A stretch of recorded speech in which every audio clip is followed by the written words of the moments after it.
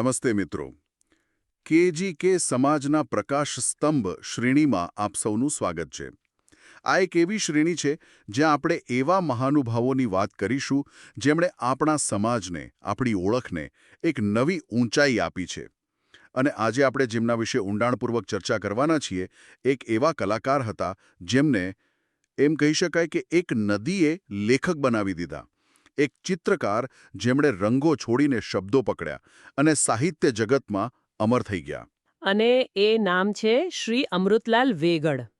મોટાભાગના લોકો એમને જબલપુરના એક મહાન સાહિત્યકાર તરીકે જ ઓળખે છે, પણ એમનું જે જોડાણ છે એ આપણા કચ્છ સાથે, આપણા કેજીકે સમાજ સાથે ખૂબ જ ઊંડું છે. બસ, તો એ જ જોડાણની વાતથી શરૂઆત કરીએ, કારણ કે આ જ વાત એમને આપણા માટે મતલબ કે ખાસ બનાવે છે. એમનો જન્મ તો જબલપુરમાં, પણ મૂળ તો આપણા કચ્છના, ખરું ને? બિલકુલ. એમના પિતા ગોવામલ જીવન વેગડ એ મૂળ કચ્છના કુંભારિયા ગામના, આપણા મિસ્ત્રી સમુદાયના. એ જમાનામાં રેલવેનું કામકાજ ખૂબ ચાલતું હતું અને તેઓ એક રેલવે કોન્ટ્રાક્ટર તરીકે જબલપુરમાં સ્થાયી થયા. ઓહ, એટલે રેલવેના કારણે? હા, વાત છે લગભગ 1906ની આસપાસની. બંગાળ નાગપુર રેલવે માટે ગોંદિયા જબલપુર લાઇન નાખવાનું કામ ચાલતું હતું અને આ રીતે કામને લીધે એક કચ્છી પરિવાર નર્મદાના કિનારે વસ્યો અને ત્યાંથી જ એક અનોખી ગાથા શરૂ થઈ. વાહ! એટલે એમ કહી શકાય કે પ્રવાસ અને નિર્માણ તો? એમના લોહીમાં જ હતું. હા, બરાબર. જે પિતાએ રેલવેના પાટા નાખ્યા, એમના દીકરાએ નદી કિનારે હજારો કિલોમીટરની પગપાળા યાત્રા કરી. અને મને લાગે છે કે આ જ કચ્છી સાહસિકતા એમને ભણવા માટે છેક શાંતિનિકેતન સુધી લઈ ગઈ હશે. ચોક્કસ. અને શાંતિનિકેતન તો એમના જીવનનો સૌથી મોટો, કદાચ નિર્ણાયક વળાંક સાબિત થયો. 1948થી 1953 આ 5 વર્ષ એમણે વિશ્વ ભારતી યુનિવર્સિટીમાં ગુરુ નંદલાલ બોઝના હાથ નીચે કળાની તાલીમ લીધી. પણ નંદલાલ બોઝ માત્ર કળાના શિક્ષક નહોતા, એ તો જીવનના ગુરુ હતા. હા, મેં એમના વિશે વાંચ્યું છે. એમણે વેગડજીને એક સલાહ આપી હતી, જેણે ખરેખર એમનું જીવન બદલી નાખ્યું. એકદમ. નંદલાલ બોઝે કહ્યું હતું, જો માત્ર સફળ થવા માટે પ્રયત્ન ન કરીશ, દુનિયામાં સફળ લોકોની કોઈ કમી નથી. તું જીવનને સાર્થક બનાવવાનો પ્રયત્ન કરજે. સફળતા અને સાર્થકતા. હા.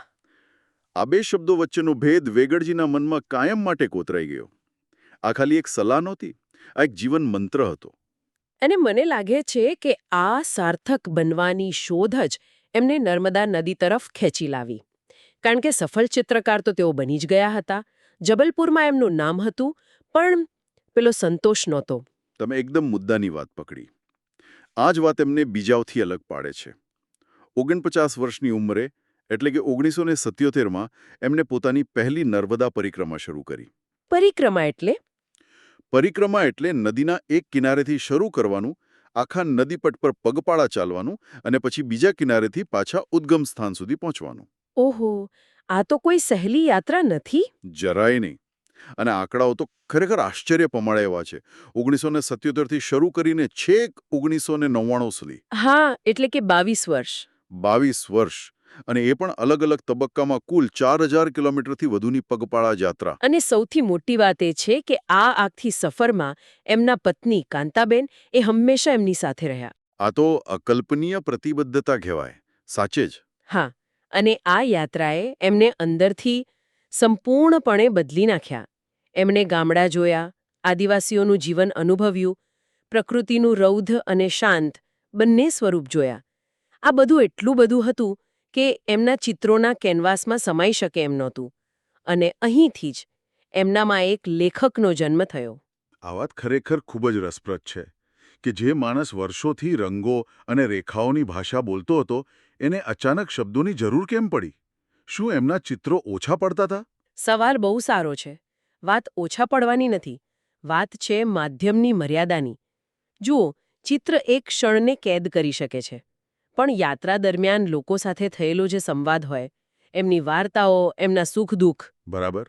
નદી કિનારાની જે બદલાતી સંસ્કૃતિ છે, આ બધું વર્ણવવા માટે શબ્દો અનિવાર્ય હતા.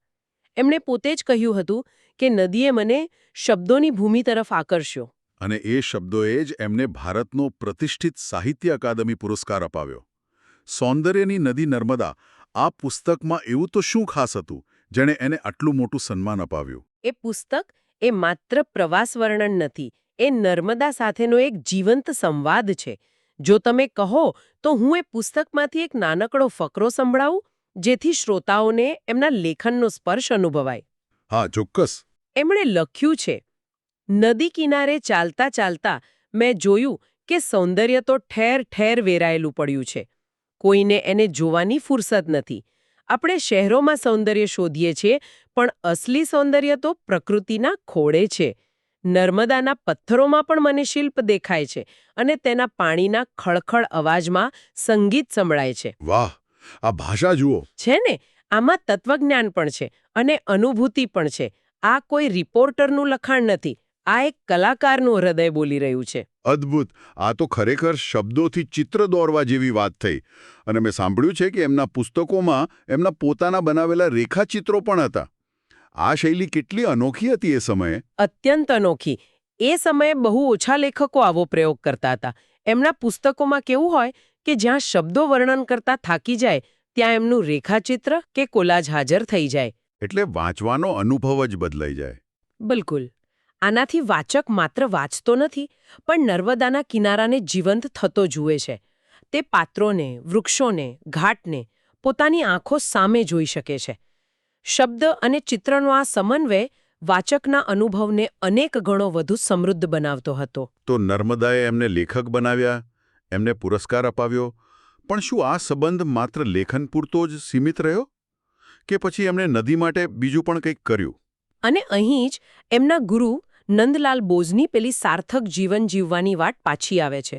વેગડજીએ જોયું કે જે નદીને લોકો માં કહીને પૂજે છે, એ જ નદીને તેઓ અજાણતા પ્રદૂષિત પણ કરી રહ્યા છે. ઘાટ પર ગંદકી, સ્વચ્છતાનો અભાવ, આ બધું જોઈને એમને પીડા થઈ. એટલે એમણે નક્કી કર્યું કે હવે માત્ર લખવાથી કામ નહીં ચાલે, કંઈક નક્કર કરવું પડશે. બરાબર. તેઓ નર્મદા સમગ્ર નામની એક સંસ્થાના અધ્યક્ષ બન્યા. આ સંસ્થાનું મુખ્ય કામ હતું નદીને પ્રદૂષણથી બચાવવી. એમણે ઘાટ પર સ્વચ્છતા અભિયાન ચલાવ્યા, લોકોને જાગૃત કર્યા, અને સૌથી મહત્વનું કામ એમણે એ કર્યું કે ઘાટ પર જાહેર શૌચાલય અને સ્નાનગૃહો બનાવડાવ્યા. ઓહ, આ બહુ મોટું કામ કહેવાય. હા, એમણે શ્રદ્ધાને સ્વચ્છતા સાથે જોડી. આ જ તો જીવનની સાર્થકતા હતી. સફળ લેખક તો તેઓ હતા જ, પણ આ કામ એમને એક સાર્થક નાગરિક બનાવતું હતું. આ ખરેખર પ્રેરણાદાયક છે કે જે નદી પાસેથી એમણે આટલું બધું મેળવ્યું એને એમણે પાછું પણ વાળ્યું. એમનો નર્મદા પ્રત્યેનો પ્રેમ એ એકતરફી નહોતો.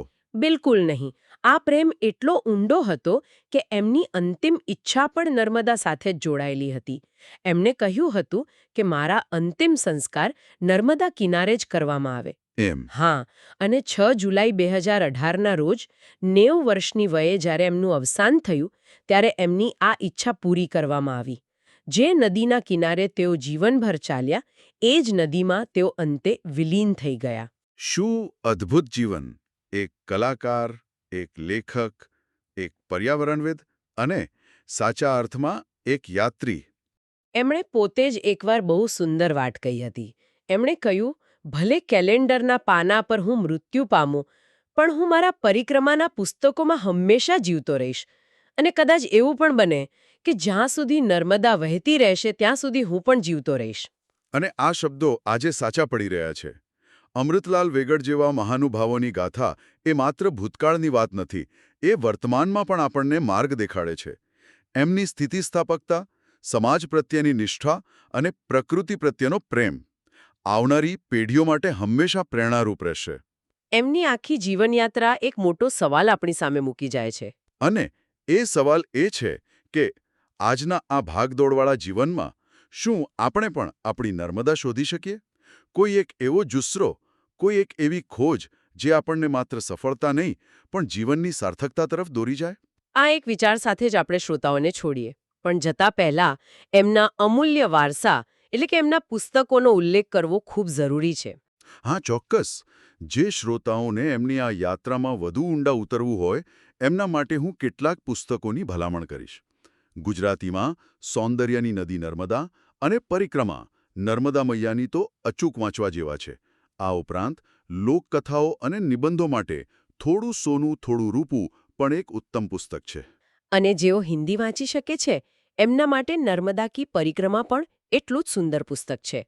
અને સારી વાત એ છે કે એમના પુસ્તકોના અનુવાદ અંગ્રેજી, બંગાળી અને મરાઠીમાં પણ ઉપલબ્ધ છે, જેથી વધુમાં વધુ લોકો આ અદ્ભુત અનુભવનો ભાગ બની શકે. તો ચાલો આપણે સૌ આ પુસ્તકો વિશે આપણા કેજીકે સમાજ, ગુજરાતી સમુદાય અને વિશ્વભરના આપણા તમામ ભારતીય મિત્રોમાં વાત ફેલાવીએ. જો તમને અમારો આ પ્રયાસ ગમ્યો હોય તો તેને લાઇક અને સબસ્ક્રાઇબ જરૂર કરજો. આપ સૌનો ખૂબ ખૂબ આભાર. હસતા રહો, આનંદ કરતા રહો. જય માતાદી, જય સ્વામિનારાયણ, જય સમાજ, જય હિન્દ.